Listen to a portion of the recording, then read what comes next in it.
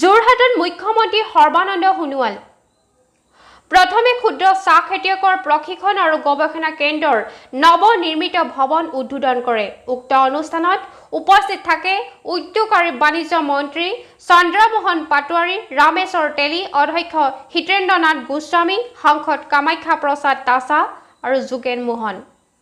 টুকুলাই চাহ গৱেষণা কেন্দ্ৰৰ প্ৰেক্ষাগৃহত আয়োজিত এই উদ্বোধনী সভাত ক্ষুদ্ৰ চাহ খেতিয়কসকললৈ মাটিৰ পত্ৰা প্ৰদান কৰে সৰ্বানন্দ সোণোৱালে।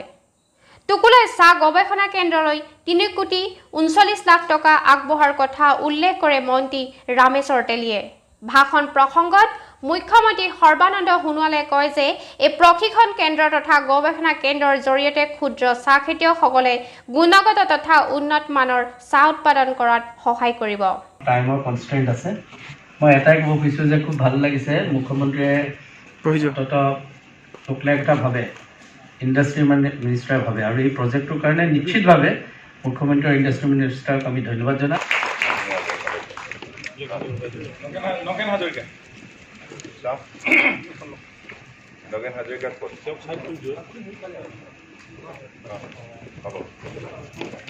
অলপতে এতিয়া অহা 20 তাৰিখে শুনি ভাল পাব আপোনালোকে, এটা ডাঙৰ ৰিভাৰ পোৰ্ট যোগীঘোপাত প্ৰতিষ্ঠা হ'বলৈ গৈ আছে এক্সপৰ্ট ইম্পৰ্টৰ কাৰণে। ইণ্ডিয়াৰ প্ৰথম multi modal logistic park to be set up at Jogighopa, ব্ৰহ্মপুত্ৰৰ দাঁতিত, গোৱালপাৰা বঙাইগাঁও জিলা। গতিকে এই লজিষ্টিক পাৰ্কটোৰ যোগেদি আপোনালোকে কণ্টেইনাৰ পাব, ষ্টিমাৰত সেই কণ্টেইনাৰত আপোনালোকৰ ফিনিছ প্ৰডাক্টটো you can send to any part of the globe through Padma, bay of Bengal, rest part of the world.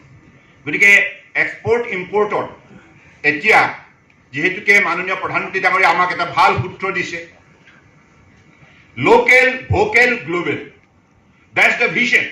অৰ্থাৎ অসমৰ চাহ, বেষ্ট চাহ আমি ক'ব লাগিব, লোকেল প্ৰডাক্ট আমি ভোকেল হ'ব লাগিব, বেষ্ট টি, আৰু সেইটোকে আমি গ্ল'বেল এছপেক্টত মাৰ্কেটিঙত যাব লাগিব, এগ্ৰেছিভলি যাব লাগিব। লোকেল, ভোকেল এণ্ড গ্ল'বেল, অৰ্থাৎ আমি স্বাৱলম্বী হৈ বিশ্বৰ মানৱ সমাজক আমি খাদ্য বস্তুৰ পৰা আৰম্ভ কৰি অন্যান্য সামগ্ৰী যোগান ধৰিম।